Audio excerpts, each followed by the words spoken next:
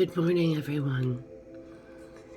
I've missed you all so much, and right now I've got footage that I took going onto the freeway. It's really tricky to film these areas. This is at a freeway entrance, and I'm going to put Google Earth on so you'll be able to see it better. There's a little cut that I took to make something the other day that was really quick. Look how much it's raining, and this man is trying to get, people run back and forth across it. This is a freeway entrance. I happened to be there at just a time of the day when I was able to slow down enough to get the pictures. Now let's see if we can find it on Google Earth to give you a good idea. Here is downtown. I'm going to type in Martin Way to kind of bring us a little closer in. Okay, there's Martin Way East.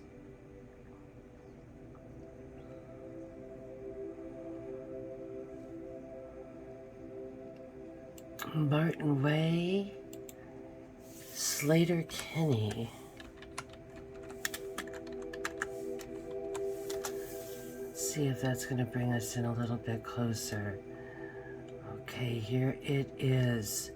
So right here, and I know that camp is new, so it's not going to show up, but I never see any of them show up anyway. But that right there is where this new camp is, I believe. We have, and they go back and forth between some of these. There are huge areas back in through here that I'm not able to even reach to be able to show you in a lot of these green areas. And so the question remains, why is this happening? Why didn't we see this years ago? Why was everything, there's St. Martin's campus, why was everything so different then? Let's go down to Wheeler Road so we can get a better, there's Wheeler Avenue. And that's the one that we go down quite a bit.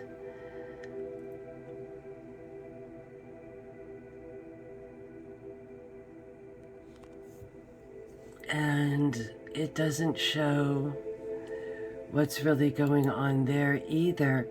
In some of these instances where it's a really old, really old homeless camp, I think they just maybe, do they erase it? But this is that street that we go down that is right next to the freeway. We can see if there's anything that shows up on Google Earth, regarding the reality of the situation. Yes, there actually is. There we go. We do have a little bit of our encampments here.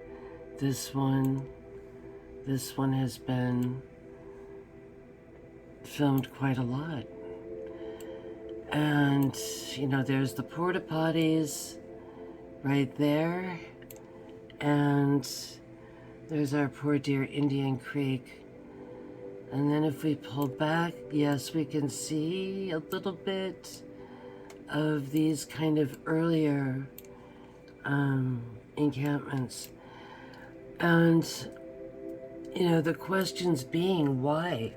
Why do, there it is kind of down there, it's sort of all of this area right now. Why do they exist? Why is this happening? And I guess my nature says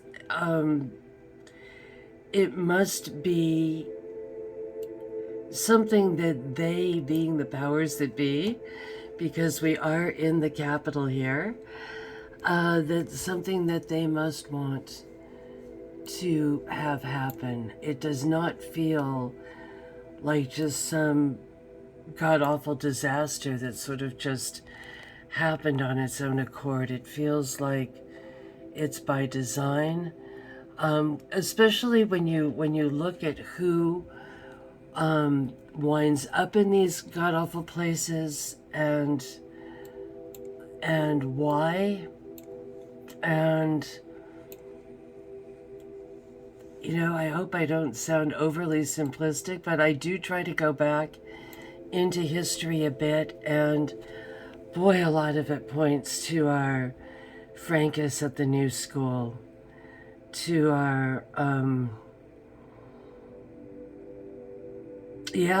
to the New School, who rubber stamped all the PhDs in the 20s, 30s, 40s, fanning them out across the US, them teaching the doughboys coming home on the GI Bill. It's an easy way to just sort of sweep across a population and to work on its erosion. I used to be more kind of part of the chaos theory, and I do think that comes into play, that they can have all their plans, all their toys, all their designs, and the chaos that unfolds from the fruit of the Frankist movement. But I'm also a bit, of an optimist to say just because they planned it, does that necessarily mean what they, the Frankists, planned, will it even come into fruition? Will it even come into fruition? And sadly, it looks like, we're in bad shape. It's hard to be in a war where you don't even know you're in a war. But, who is this person? What is his demographic? Were his parents farmers? Were they miners? What was the... Wow. Weird to get a phone call that early. It's from the school district. Yikes.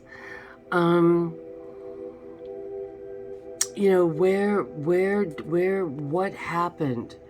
Because if a society is running pretty well, then there are a lot of,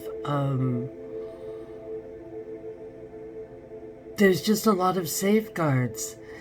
In the 60s, you could be like practically on the very edge of society and you could still get an apartment. There wasn't this, the word homeless, I don't remember until like the 80s. So here is this person. He's obviously, I don't think he's an immigrant. The people who are immigrants seem to get put into hotels. They seem to get housing. They seem to get something. And that's the erosion I talk about. They came to Olympia, and weirdly, one of the people I sort of rail against was from Madison, Wisconsin, which is the home of Joe McCarthy, who was so made fun of for seeing there was a problem. It was called communism at that time, and maybe it still is. And the Frankists were they were so part of that. They came in, in Olympia we had the mills that suddenly went to China with the advent of evergreen, really. It's interesting. And we don't have a huge movement here against the deforestation of our state and huge trees being cut down just to go sit on the docks of China. They don't even get made into like a bare aspirin label or something. And we don't have the progressives fighting that here. We don't have the Evergreen State College up in arms about Weyerhaeuser and things like that, So there's this erosion of what people did for a living, and then they lose it all, and then they don't have anything, and then their children don't have anything. It's just this kind of thing that happened while everyone was in the 70s and they were all disco dancing and not realizing that they were in the middle of the very worst. And I'm trying to document it. If it was something that wasn't wanted, it wouldn't be there. They're bringing in a lot of people who are unskilled from other countries, and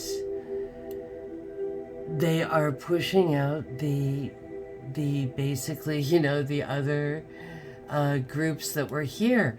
I guess one could say, well, the Native Americans got pushed out, and now the people that push them out are going to get pushed out, and it's all just everyone's got dirt on their heels and are pushing each other out.